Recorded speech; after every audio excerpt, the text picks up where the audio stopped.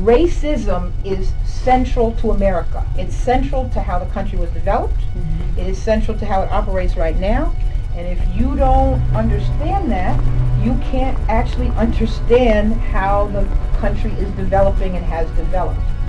White supremacy has been embedded in the United States of America from its founding. And right now, I'm going to suggest to you that race is driving almost everything that's happening in the country. This is one space in our white supremacist nation where people of color can say, okay, this one space for this 1 hour is just about us.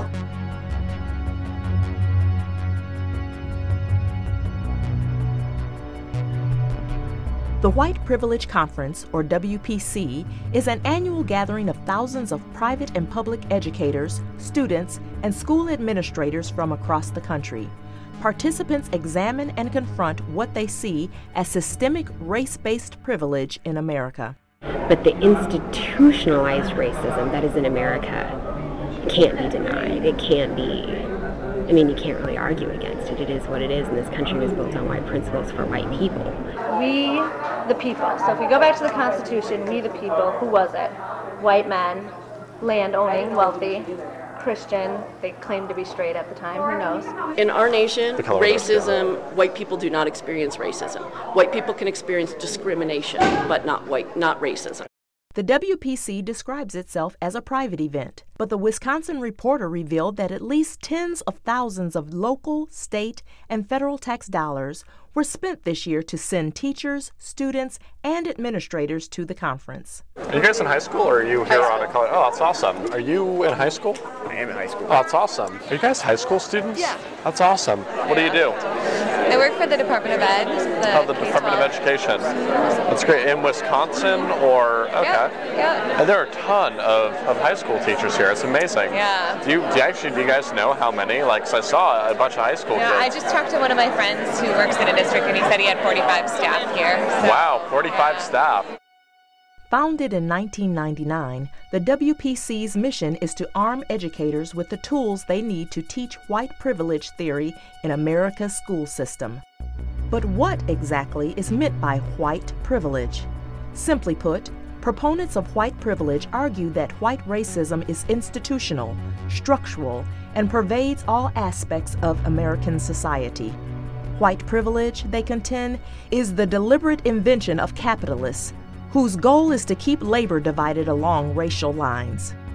In her keynote address, Professor Jacqueline Battalora argues that colonial-era anti-miscegenation laws which forbade white women from marrying black men, created a system of social privileges for whites that continues to this day.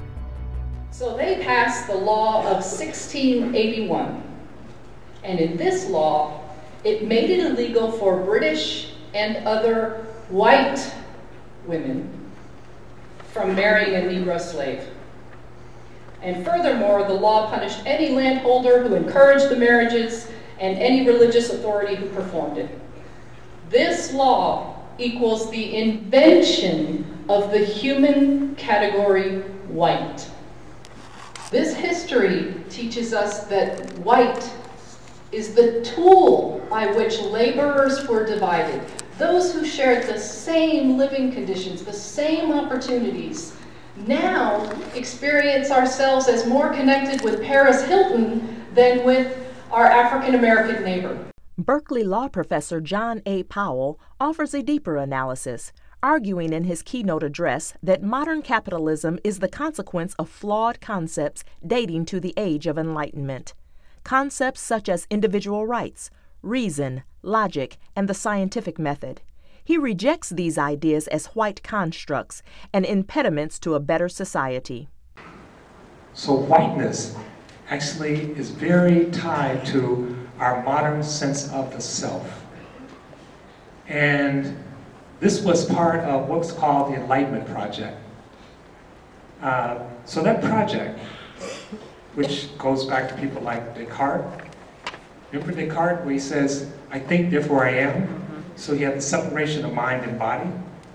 He had the separation of the mind, rational mind, from nature. So this radical individual that perceives himself, and it largely was a him, as being isolated from each other, isolated from nature, hostile to nature, in a scary world, was also a white self. So the expression of the self, the modern self, is actually racialized. With this ideological underpinning in mind, educators and students spend 3 days immersed in various workshops that propose white European Christian men are the inventors and sole practitioners of racism. Overwhelmingly, throughout history, over hundreds and hundreds of years, Islamic societies have consistently protected Jewish people from persecution, typically from European Christians. So, what do I mean by Christian hegemony? Very simply, I define it as the everyday, pervasive, deep-seated, and institutionalized dominance of Christian values, Christian institutions, leaders, and Christians as a group, primarily for the benefit of Christian ruling elites. So that's very similar to how we might define racism or sexism or other systems of oppression.